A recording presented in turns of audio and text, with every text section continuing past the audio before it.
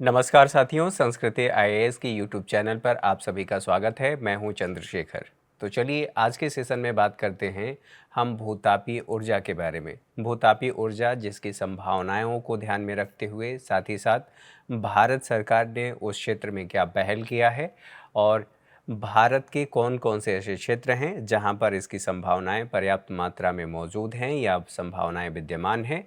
इसको लेकर के हमारे सामने चुनौतियां कौन सी हैं और उन चुनौतियों को देखते हुए हम क्या समाधान कर सकते हैं, क्या प्रयास कर सकते हैं। तो आज के सेशन में इसी विषय पर बात करेंगे, चूँकि एक नवीकरणीय ऊर्जा है जिसे लेकर के लगातार विश्व में चर्चा हो रही है, इसलिए यह टॉपिक बहुत ज़्यादा महत्वपूर्ण है। तो आगे बढ़ने से पहले आप लोगों के लिए एक सूचना है। इस रक्षाबंधन के अवसर पर संस्कृति आईएएस अपने कुछ कोर्सेज पर 50% का ऑफ दे रही है। ये कौन कौन से कोर्स हैं यहाँ पर देखें। लाइव कोर्स है, ऑनलाइन कोर्स है, पेन ड्राइव कोर्स है, डीएलपी प्रोग्राम, इन सब पर 50% की छूट दी जा रही है। इसमें कौन कौन से कोर्सेज शामिल होंगे यहाँ पर देखें। यूपीएससी फाउंडेशन कोर्स जिसमें प्रारंभिक परीक्षा और मुख्य परीक्षा दोनों ही शामिल हैं, इस पर दिया जा रहा है। यूपी पीसीएस के लिए जो हमारा फाउंडेशन कोर्स है, ध्यान रखना है कि ये आप लोगों को लाइव, ऑनलाइन और पेन ड्राइव, ठीक है, साथ में डीएलपी, इस पर भी दिया जा रहा है। जो 4 सितंबर से बीपीएससी फाउंडेशन कोर्स शुरू होने वाला है उस पर दिया जा रहा है। यूपीएससी के लिए प्रारंभिक परीक्षा को टारगेटेड एक कोर्स है, उस पर भी दिया जा रहा है। एनसीईआरटी का जो हमारा कोर्स है उस पर दिया जा रहा है। वैकल्पिक विषय कौन कौन से हैं जिस पर ये छूट आप प्राप्त कर सकते हैं। इतिहास है, भूगोल है, इसके लिए ईएमआई की भी सुविधा है, उसका भी आप लाभ ले सकते हैं। तो कहीं कोई समस्या नहीं है, आप अगर चाहें तो इसका लाभ ले सकते हैं। ये कब तक ऑफर रहेगा तो 29 अगस्त से लेकर के 1 सितंबर तक इस सुविधा का लाभ आप ले सकते हैं। बाकी समय में नॉर्मल चार्जेस होंगे। आप कॉल कर सकते हैं 955124 पर, 7428085757 इस नंबर पर भी कॉल कर सकते हैं। कॉल करके जो हमारी टीम है, कॉलिंग टीम, उससे आप इससे संबंधित और जानकारियाँ ले सकते हैं अगर आपके मन में कोई जिज्ञासा है, कुछ और जानना समझना चाहते हैं। तो आगे बढ़ते हैं। यहाँ पर देखें ये कहा जा रहा है geothermal energy, are we entering a global age, हम एक ग्लोबल एज में प्रवेश कर रहे हैं। इससे संबंधित सभी बातों को आज के सेशन में हम समझने वाले हैं। यहाँ पर देखें लगातार भारत में ही नहीं पूरे विश्व में, लेकिन भारत की बात किया जाए तो भूतापीय ऊर्जा की लोकप्रियता बढ़ती जा रही है, क्योंकि जो हम जीवाश्म ईंधन का इस्तेमाल करते हैं उससे बड़े पैमाने पर ग्लोबल वार्मिंग की घटनाएं होती हैं और उसका न केवल मानव पर बल्कि सभी जीवधारियों पर, अगर ऐसे कहें तो पृथ्वी पर उसका नकारात्मक प्रभाव हो रहा है। उन सभी प्रभाव को देखते हुए पूरा मानव समुदाय नवीकरणीय ऊर्जा की तरफ शिफ्ट कर रहा है। और नवीकरणीय जब ऊर्जा की बात कर रहे हैं तो इससे संबंधित बातों को समझना हमारे लिए ज़रूरी है। भूतापीय ऊर्जा की बात करें तो इसके नाम से ही समझ में आ रहा है भूतापीय ऊर्जा, अर्थात जो जमीन है उसका जो तापमान है उस तापमान का प्रयोग करके यदि हम ऊर्जा का उत्पादन करते हैं उसे कहा जाएगा भूतापीय ऊर्जा। अब ये तो हो गई इसकी शाब्दिक परिभाषा, कह सकते हैं, इससे संबंधित आप संधि विच्छेद करके देख लिए। लेकिन यहाँ पर जो इंग्लिश वर्ड है जियोथर्मल, ये 2 ग्रीक शब्द से बना है जिसका सम्मिलित रूप है ग्रीक शब्द में। जैसे जियो का मतलब होता है पृथ्वी और थर्म का मतलब होता है गर्मी। थर्मल पावर प्रोजेक्ट के बारे में आप लोगों ने पढ़ा होगा। भूतापीय ऊर्जा ये करता क्या है, तो जमीन के अंदर जो तापमान है उस तापमान का प्रयोग करके हम बिजली का उत्पादन करते हैं। अभी थोड़ी देर पहले मैंने बताया। तो भूतापीय ऊर्जा आंतरिक भाग से प्राप्त प्राकृतिक ऊष्मा, यहाँ पर कोई आर्टिफिशियल, जैसे आप एक भगोने में पानी रखेंगे या कुकर में आपने पानी रखा, उसको गर्म किया गैस पर रख करके, और फिर जब गर्म हो गया तो उससे निकलने वाले भाप के माध्यम से कोई आपने छोटा टरबाइन चला लिया और उस टरबाइन से आपने ऊर्जा का उत्पादन कर लिया। तो यहाँ पर कहा जा रहा है कि इसमें क्या होता है, ये इसके अंदर जब आप जाते हैं, आप ठंडियों में ऐसे समझिए, जब आप हैंडपम्प चलाते हैं तो पानी गर्म आता है। क्यों? क्योंकि जो पृथ्वी के अंदर टेम्परेचर है वो बना रहता है और उसकी वजह से पानी का तापमान भी बढ़ा रहता है। यहाँ पर उसी को ऐसे समझिए, यहाँ इन क्षेत्रों में जितनी भी एनर्जी है वो एनर्जी इसको भाप में बदल दे रही है, और भाप में जब बदल रहा है तो ये स्टीम आप देख रहे हैं, स्टीम है अर्थात भाप है। इसका हम प्रयोग करके ये जो टरबाइन लगी हुई है, टरबाइन ये छोटा सा आप देखेंगे ये टरबाइन है, ये जो भाप है इस टरबाइन को घुमाता है। घुमाने के बाद यहाँ पर छोटा सा जनरेटर लगा है। जनरेटर इस एनर्जी को, मैकेनिकल एनर्जी को इलेक्ट्रिक एनर्जी में कन्वर्ट कर रहा है। कन्वर्ट करने के बाद ये सप्लाई हो गई, और सप्लाई से जो कुछ भी हमें उसका प्रयोग करना है हम कर रहे हैं। दोबारा से इसको क्या किया जाता है, अब ये भाप जो है वो ठंडा भी होगा, ठंडा होगा तो इसको दोबारा हम यहाँ पर ला रहे हैं, और यहाँ लाने के बाद दोबारा इसको हम इसमें इंसर्ट कर दे रहे हैं। तो जो हमारा लेबल था, वाटर टेबल आप कह सकते हैं, लेबल कह सकते हैं, वो बना रहेगा। तो यहाँ पर कहा जा रहा है कि जो प्राकृतिक ऊष्मा है उसका उपयोग कर रहे हैं, उपयोग करके बिजली और ताप संरचनाओं का उत्पादन कर रहे हैं। इसमें निहित अगर बात किया जाए तो भूपर्पटी के नीचे ये जो आप देख रहे हैं, ये देख रहे हैं, ये भूपर्पटी है। इसके नीचे जो तरल पदार्थ है, तरल जो चट्टान है, वहाँ से तापमान हम लेते हैं, तापमान का प्रयोग करते हैं। साथ ही साथ जो तरल मैग्मा के रूप में है उसका भी प्रयोग किया जाता है। साथ ही साथ यहाँ पर बात की जा रही है इसका निर्माण कैसे हो रहा है। तो ये जो आप देख रहे हैं ये पृथ्वी के अंदर मैग्मा है, और ये जो भूपर्पटी की हम लोगों ने बात की, तो यहाँ पर होता क्या है कि जो चट्टानें हैं और पानी है, ठीक है, इन सब से हम एनर्जी लेते हैं, भाप लेते हैं, और भूमिगत जो मैग्मा है उसकी गर्मी को हम अवशोषित करते हैं। अवशोषित करके उसका भाप में प्रयोग किया जाता है, भाप के रूप में, और उससे हम टरबाइन को चलाते हैं। जो अभी हमने टरबाइन जनरेटर उसको देखा, उसका मैकेनिज्म देखा।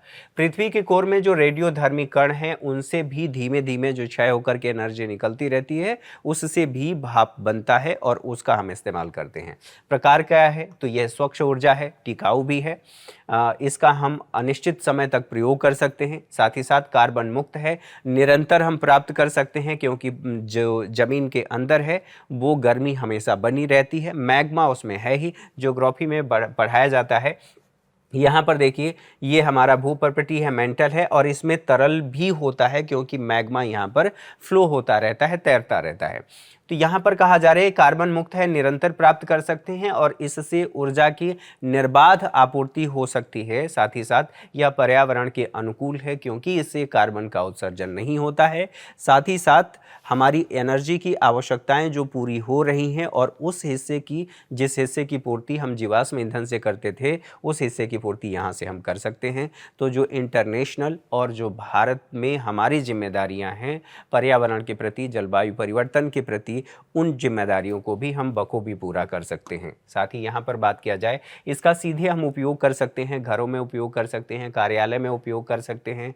ग्रीन हाउस जो पौधे होते हैं, ग्रीन हाउस का एक निर्माण किया जाता है, और उसमें चूँकि कुछ पौधों को उगाने के लिए टेम्परेचर ज़्यादा चाहिए होता है, जैसा कि आप देख रहे हैं यहाँ पर टेम्परेचर ज़्यादा चाहिए, तो इन पौधों के लिए अब चूँकि जो सूर्य का तापमान है उतना ही तापमान आता है, और उस तापमान के अकॉर्डिंग इन पौधों का उत्पादन नहीं हो सकता। तो कहने का मतलब ये है कि इन पौधों को और ज़्यादा हीट चाहिए, तो हमने एक ग्रीन हाउस बना लिया, और इसको हमने टेम्परेचर, इसका प्रयोग करके, इस हाउस का प्रयोग करके हमने टेम्परेचर इस क्षेत्र विशेष का बढ़ा दिया, और इन पौधों से जो भी उत्पाद हमें लेना है वो हमने ले लिया। होता क्या है कि जब यहाँ पर सूक्ष्म किरणें आती हैं सूर्य की, वो यहाँ पर अंदर आ जाती हैं, और फिर इसके बाद ये रिफ्लेक्ट होती हैं। ऐसे जो निचली सतह देख रहे हैं वो सफ़ेद है, निचली सतह से ये टकरा करके इसमें जिगजैग होती रहती हैं, तो इससे इसका तापमान हमेशा बना रहता है या तापमान बढ़ जाता है। साथ ही साथ कुछ और बात करें तो भारत में जो भूतापी ऊर्जा है, तो भारतीय भूवैज्ञानिक सर्वेक्षण से ये पता चला है कि भारत में लगभग 340 गर्म झरने हैं। इन गर्म झरनों का प्रयोग करके हम, अर्थात इस क्षेत्र में संयंत्र लगा करके हम बिजली का उत्पादन कर सकते हैं। देश में ये बताया गया है कि 5 भूतापीय प्रांत हैं और कई भूतापीय झरने भी हैं जहां से इसकी संभावना बढ़ जाती है। भूतापीय संसाधनों की मैपिंग के लिए जियोलॉजिकल सर्वे ऑफ इंडिया ने सर्वे किया है, और उस सर्वे के अनुसार ये डेटा बताया गया है। साथ ही साथ क्षमता की बात करें तो भारत के पास 10 गीगावाट की क्षमता है, जहां से हम बिजली का उत्पादन कर सकते हैं। इतनी कुल अगर वहाँ पर संयंत्र लगाया जाए तो इतना 10 गीगावाट हम बिजली का उत्पादन कर सकते हैं। आकलन किया गया है और आकलन में ये बताया गया है कि नवीन और नवीकरणीय ऊर्जा मंत्रालय के द्वारा कि इतना उत्पादन तो कर ही सकते हैं, साथ ही साथ उसके क्षेत्रों की बात होगी कि देश के किन हिस्सों में इस तरह की संभावना हमें देखने को मिलती है। तो लद्दाख की बात करें, लद्दाख की पूगा घाटी यहाँ पर सर्वाधिक आशाजनक हमें डेटा मिला है कि इस क्षेत्र में हम उत्पादन बड़े पैमाने पर कर सकते हैं। इसके लिए समझौता भी हुआ है ओएनजीसी और वहाँ लद्दाख के मध्य। तो योजना ये है कि अरुणाचल प्रदेश के जो सीमावर्ती क्षेत्र हैं, सीमा के ठीक ऊपरी उस पार अर्थात जहां पर चीन की बात की जा रही है, चीन द्वारा संयंत्र लगाया गया है, उन क्षेत्रों में हम भी लगा सकते हैं और भूतापी ऊर्जा संयंत्र का निर्माण करके अपनी ऊर्जा ज़रूरतों को पूरा कर सकते हैं। पहला भूतापी ऊर्जा संयंत्र बनाने के लिए निर्णय छत्तीसगढ़ में सरकार ने लिया था। छत्तीसगढ़ सरकार ने, ये 2013 की बात है।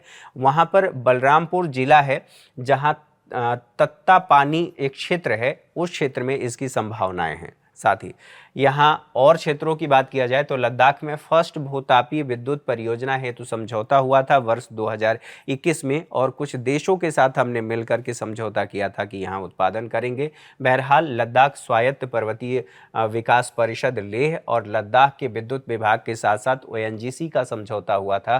तीनों का समझौता हुआ था कि इस क्षेत्र में हम भूतापी ऊर्जा का उत्पादन करेंगे। रिमोट सेंसिंग अर्थात IRS जो है, वन इस उपग्रह का प्रयोग करके हम लगातार क्षेत्रों का सर्वे कर रहे हैं कि कहां पर इसकी संभावनाएं हैं और हम भूतापीय ऊर्जा का उत्पादन कर सकते हैं। तो अवरक्त तस्वीरों द्वारा भूतापीय क्षेत्र का पता लगाया जा रहा है और उन संभावनाओं को तलाशा जा रहा है। यहाँ पर भारत में भूतापीय ऊर्जा के प्रमुख स्थलों की बात किया जाए तो हिमालय क्षेत्र में सबसे ज़्यादा है। हिमालय क्षेत्र में कौन कौन से हैं? जम्मू कश्मीर का पूगा हॉट स्प्रिंग है, यहाँ पर दिखाया गया है, ये पूगा हॉट स्प्रिंग है, यहाँ पर संभावना है। हिमाचल प्रदेश में मणिकरण है, यहाँ पर भी संभावनाएं हैं। सिक्किम की बात करें तो सिक्किम में भी संभावना है। सोहना की बात किया जाए तो हरियाणा और राजस्थान दोनों ही राज्यों में आता है, यहाँ पर भी इसकी पर्याप्त संभावनाएं हैं। इन क्षेत्रों में आप देख सकते हैं। आगे बढ़ें तो यहाँ सोन और नर्मदा ताप्ती क्षेत्र, जिसे सोनाटा कहा जाता है, उस क्षेत्र में भी इसकी पर्याप्त संभावनाएं हैं। मध्य प्रदेश, छत्तीसगढ़ और झारखंड में, छत्तीसगढ़ की बात की जाए तो तत्ता पानी झरना, जिसके बारे में हम लोगों ने बात किया। कैम्बे की बात किया जाए तो गुजरात और राजस्थान क्षेत्र में, ये जो आप देख रहे हैं गुजरात और राजस्थान, इन क्षेत्रों में देखने को मिलेगा। गोदावरी एपी में महानदी की बात किया जाए और उड़ीसा में तत्त पानी झरना है, वहां पर भी इसकी पर्याप्त संभावनाएं हैं। तो ये वो क्षेत्र हैं जहां पर भारत में इसकी संभावना है और उन क्षेत्रों में संयंत्र लगा करके हम जियोथर्मल एनर्जी का प्रयोग कर सकते हैं, अर्थात उत्पादन कर सकते हैं और फिर उसका प्रयोग कर सकते हैं। इसके अलावा लाभ क्या होगा? अब बात ये होगी कि अगर इसका हम प्रयोग करते हैं तो हमें क्या लाभ होगा। तो एक तो हम लोगों ने ये बात कर लिया कि यह नवीकरणीय ऊर्जा है, 24/7 हमारे पास ये रहेगा, अर्थात हम इसका उत्पादन कर सकते हैं, कभी न ख़त्म होने वाला है। लेकिन कई बार ये भी देखने को मिला है कि इसमें जो लागत हमारी है वो बढ़ जाती है। बढ़ने का कारण ये है कि अलग अलग क्षेत्रों में ये फैला हुआ है और जहाँ पर फैला हुआ है और जहाँ हमें सप्लाई करनी है, दोनों के मध्य ट्रांसमिशन बहुत लंबा होगा। इसके बारे में बात कर लेते हैं। तो यह बिना जीवाश्म ईंधन के ऊर्जा का उत्पादन करेगा। प्राकृतिक गैस की बात करें तो गैस ईंधन वाले जो बिजली संयंत्र हैं उनकी बात की जा रही है कि हमें इनकी आवश्यकता नहीं होगी और भारत आज भी अपने लगभग 80 से 85% ऊर्जा आवश्यकताओं को पूरा करने के लिए आयात पर निर्भर है। तो ये आवश्यकताएं जो हैं हमारी सीमित होगी, अर्थात आयात हमें कम करना पड़ेगा। और जब हम आयात कम करेंगे तो हमारा विदेशी मुद्रा भंडार है जो इस पर बहुत ज़्यादा खर्च होता है। हालांकि कुछ देशों के साथ हमने समझौता किया है कि हम उन्हें रुपए में भुगतान करेंगे, लेकिन उसकी भी अपनी सीमाएं हैं। हमारा बैलेंस ऑफ पेमेंट बढ़ता है, जैसे रूस के साथ हमने देखा था। तो यहाँ बताया जा रहा है कार्बन डाइऑक्साइड का जो उत्पादन होता है उसका केवल 1.6 हिस्सा ही हम प्रयोग करेंगे और इसके अलावा जो वाइनरी प्लांट है शून्य उत्सर्जन होते हैं। वाइनरी प्लांट का मतलब ये है कि ये जो देख रहे हैं बाइनरी साइकिल इसको कहा जाता है। ये टरबाइन है और यहाँ पर जनरेटर है और इसके माध्यम से हम उत्पादन कर रहे हैं। लोड को बता रहा है कि कितना हम बिजली उत्पादन कर सकते हैं, लोड दिया जा सकता है। तो ये जो संयंत्र है यहाँ से शून्य उत्सर्जन होता है। 12 मासी उपलब्धता होगी, अपेक्षाकृत सस्ता है, हम आयात करते हैं। प्रत्यक्ष उपयोग की बात करें तो इसके उपयोग से, प्रत्यक्ष उपयोग से 80% हमारी जो लागत होती है वो कम हो जाती है। साथ ही जियोथर्मल हीट जो पंप है इस सिस्टम का प्रयोग करते हैं, जैसे हीटिंग और कूलिंग के लिए। तो हीटिंग और कूलिंग में भी जो हमारी एनर्जी प्रयोग होती है उस एनर्जी का 25 से 50% हम कम कर सकते हैं, अर्थात बचत कर सकते हैं। इसके अलावा गर्म झरनों के उप उत्पाद के रूप में, ऐसा नहीं है कि जो गर्म झरने होते हैं वहाँ से केवल हम जियोथर्मल का ही प्रयोग कर सकते हैं। वहाँ पर कुछ ऐसे पदार्थ भी मिलते हैं, जैसे सिलिका की बात कर लें, बोरेक्स की बात कर लें और सीजीमियम की बात कर लें, तो ये भी हमें प्राप्त होते हैं। इसका भी हम अलग से प्रयोग कर सकते हैं, अलग अलग क्षेत्रों में प्रयोग कर सकते हैं, सिलिका का प्रयोग कर सकते हैं। तो इसका मतलब ये है कि वो क्षेत्र हमारे लिए बहुउद्देशीय है, केवल हम जियोथर्मल के लिए ही प्रयोग नहीं कर रहे हैं। लेकिन चूंकि यहाँ पर कई सारे जो धातु आ रहे हैं या कई पदार्थ देखने को मिल रहे हैं, कई संदर्भों में ये हमारे लिए घातक भी हैं। घातक क्यों हैं? क्योंकि यहाँ से विषैले गैस भी निकल सकते हैं जो मानव स्वास्थ्य को प्रभावित कर सकता है। तो यहाँ पर नुकसान ये है कि उच्च प्रारंभिक लागत, सबसे पहले हमें एक टरबाइन लगाने के लिए उस क्षेत्र विशेष में निवेश ज़्यादा करना पड़ेगा, तो प्रारंभिक लागत इसकी ज़्यादा है। यहाँ पर जहरीली धुआं निकलता है, कभी कभी जलाशयों में पारा भी देखने को मिलता है, तो वो मानव स्वास्थ्य को प्रभावित कर सकता है। आर्सेनिक और बोरान भी जैसी भारी धातुएं, जहरीली गैस भी देखी जाती हैं, तो यह भी हमारे लिए समस्या है। अप्रिय गैसें भी यहाँ से निष्कर्षित होती रहती हैं, जैसे हाइड्रोजन सल्फर का यहाँ से निष्कासन होता है, ये हमारे लिए चुनौती है। यहाँ पर और बात किया जा रहा है कि निपटान का भी मुद्दा है। जो कुछ भी हमने वहाँ से निकाला, उस हानिकारक पदार्थ को किस क्षेत्र में, कहाँ पर हम उसको डंप करें, तो यह भी एक समस्या है। भूतापीय तरल पदार्थों का निपटान कहाँ करेंगे? ये निम्न स्तर के विषाक्त होते हैं, अगर कोई व्यक्ति संपर्क में आता है तो फिर उसकी सेहत पर नकारात्मक प्रभाव हो सकता है। जो घटती भाप की बात करें तो जो भूतापीय ऊर्जा है, अर्थात जो टेम्परेचर है वो कम हो रहा है, टेम्परेचर के कम होने की वजह से ये भी कम हो रहा है। अगर ये कम होगा तो हमारा जो टरबाइन है उसको पर्याप्त एनर्जी नहीं मिलेगा, और टरबाइन को पर्याप्त एनर्जी नहीं मिलेगा अर्थात वो घूम नहीं पाएगा, तो जो वहाँ जनरेटर लगा है वो तेज़ी से नहीं घूमेगा, और फिर हमारी इलेक्ट्रिसिटी की जो आवश्यकता है, जितनी मात्रा में आवश्यकता है, अर्थात जनरेट नहीं कर पाएगा वो, क्योंकि उसे एक मैक्सिमम रोटेशन चाहिए। मैक्सिमम रोटेशन पर ही वो बिजली का उत्पादन कर सकता है। तो यहाँ पर 10 को ये भूतापीय साइटों की बात कर लिया जाए, 10 को तक ये गर्मी प्रदान करता है, तो ये लगातार गर्मी देगा, तो आसपास के क्षेत्रों को ये हीट प्रदान कर सकता है। भूतापीय ऊर्जा की अपनी सीमाएं भी हैं, जैसे सीमित क्षेत्रों में ये उपलब्ध है, और सीमित क्षेत्रों में उपलब्ध होने के साथ साथ जो जियोथर्मल हॉट स्पॉट है ये अलग अलग है, देश के अलग अलग हिस्सों में बिखरे हुए हैं। H2S के साथ ये प्रदूषण भी करते हैं, बड़ी मात्रा में ये गैसें निकलती हैं, और ये जो गैसें हैं ये सड़े हुए अंडे के समान होती हैं। तो अपने आप में ये चुनौती है जो श्वसन क्रिया को प्रभावित कर सकता है और जल प्रदूषण का कारण भी बन सकता है। इसके अलावा भूतापीय ऊर्जा से जुड़ी हुई चुनौतियां भी कुछ हैं, जैसे यहाँ पर संसाधन और जो स्थान है, भूतापीय ऊर्जा संयंत्र जहाँ पर स्थापित किया जा रहा है वहाँ पर संभावनाएं कई बार सीमित होती हैं, और हम उतने बड़े पैमाने पर निवेश करके एक संयंत्र लगाते हैं जिससे हमें कई बार अपेक्षित ऊर्जा की प्राप्ति नहीं होती है। तो भाप की मात्रा सीमित होती है, वो टरबाइन को नहीं घुमा सकता। भूकंप या ज्वालामुखी का खतरा भी रहता है। अगर मान लीजिए थोड़ी देर के लिए यहाँ से, जहाँ से हम निकाल रहे हैं, यहाँ पर जो सतह है वो कमज़ोर भी है, ये जो प्लेटें हैं कमज़ोर है, तो यहाँ से ज्वालामुखी उद्गार भी हो सकता है, भूकंप भी आ सकता है। तो क्षेत्र विशेष में ये भी समस्याएं देखने को मिलती हैं। आधारभूत संरचनाओं की बात किया जाए तो अभी हमारे पास इसके लिए पर्याप्त आधारभूत अवसंरचना नहीं है। तो भूतापीय बिजली का उपयोग अभी सीमित हो रहा है, लागत अधिक है, कुओं की खुदाई हमें करनी पड़ती है, तभी हम उसे प्राप्त कर सकते हैं।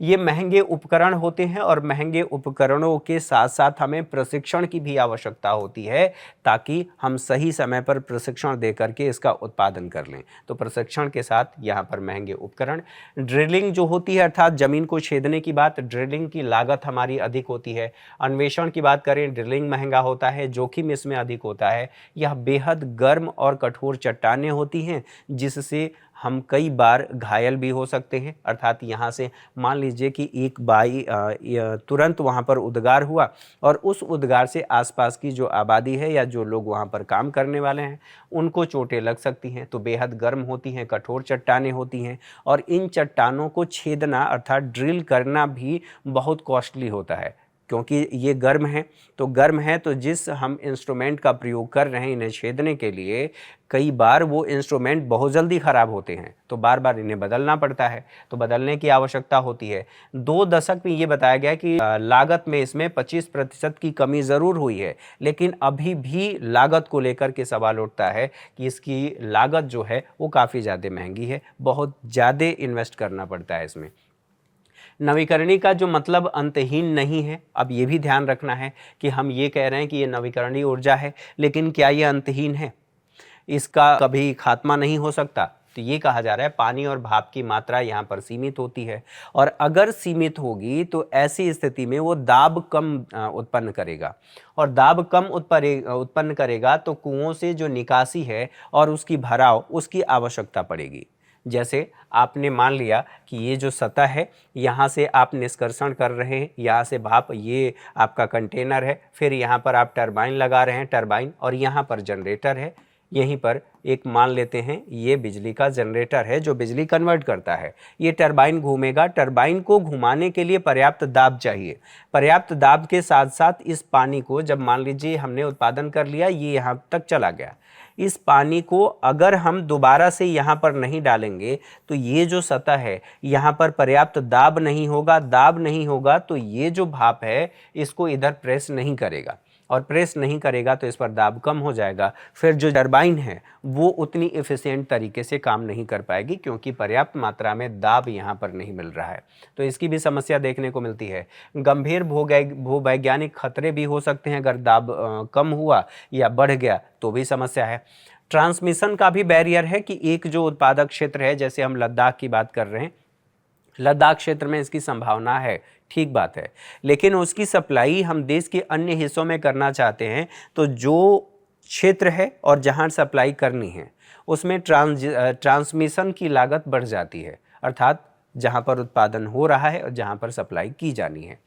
तो इन सब बातों को लेकर के भी समस्याएं हैं। साथ ही भूकंप की बात करें तो भूतापी ऊर्जा भूकंप पैदा करने की क्षमता रखती है। यहाँ पर जहाँ हम खुदाई कर रहे हैं, पृथ्वी की आंतरिक संरचना में परिवर्तन कर रहे हैं, उससे भी हमारे सामने समस्याएं हो सकती हैं। पृथ्वी की परतों में दरार संभव है और उस दरार से उद्गार भी, ज्वालामुखी उद्गार भी संभव है। स्वाभाविक सी बात है, अगर कहीं पर इसकी संभावनाएं हैं तो पृथ्वी के अंदर वहाँ पर टेम्परेचर ज़्यादा है, मैग्मा आसपास होगा तभी वहाँ टेम्परेचर ज़्यादा है, और टेम्परेचर ज़्यादा होने के साथ साथ हमने जहाँ से उसे निष्कासित किया है यहाँ की परत भी कमज़ोर है, और परत कमज़ोर है तो वहीं से ज्वालामुखी उद्गार है वो हो सकता है। तो ये भी हमारे सामने समस्याएं हैं। इन समस्याओं को ध्यान में रखते हुए साथ ही साथ ये भी बात की जा रही है कि सरकार ने इस क्षेत्र में कौन कौन से पहल किए हैं। तो सरकार की बात करें तो भूतापी ऊर्जा राष्ट्रीय नीति का एक मसौदा तैयार किया गया। इसका उद्देश्य यह है कि पहले चरण में अर्थात 2022 तक 1000 मेगावाट की जो भूतापी ऊर्जा है उस क्षमता को हम तैयार करें। बाद में 2030 तक के लिए भी बात की गई है। भूतापी ऊर्जा वैश्विक नेता बनना चाहता है इस क्षेत्र में भारत, और इसलिए ये मसौदा तैयार किया गया है। साथ ही इसमें कार्य क्या किया जाएगा तो भूतापीय जो संसाधन है उस संसाधनों की जांच करेगा और अपनी क्षमता को इसमें बढ़ाएगा। क्षमता की जांच करेगा कि अभी हमारे पास क्षमता कितनी है और कितना हम आगे उत्पादन कर सकते हैं।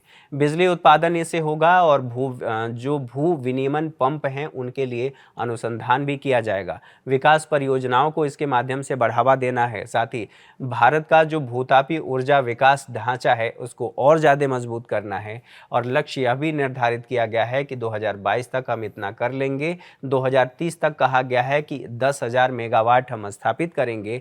दीर्घकालिक ऊर्जा आपूर्ति में इससे योगदान होगा, व्यावसायिक उत्पादन बढ़ेगा और साथ ही साथ जब हमारी निर्भरता जीवाश्म ईंधन पर कम होगी, आयात भी कम होगा, इससे ग्रीन हाउस गैस उत्सर्जन में भी कमी आएगी। न केवल ग्रीन हाउस गैस उत्सर्जन में कमी आएगी, बल्कि इसमें उद्देश्य के रूप में यह भी निर्धारित किया गया है कि अंतर्राष्ट्रीय निवेश को इस क्षेत्र में हम प्रोत्साहित कर सकते हैं, अनुकूलित क्षमता का निर्माण कर सकते हैं, तकनीकी सहायता हम ले सकते हैं, साथ ही साथ अंतर्राष्ट्रीय सहयोग को भी प्रोत्साहित कर सकते हैं। इसमें अमेरिका है, फिलीपींस है, इंडोनेशिया है, मैक्सिको और न्यूजीलैंड भी इसमें शामिल है। इनके सहयोग से इस क्षेत्र में हम और अपनी पहल को आगे बढ़ा सकते हैं।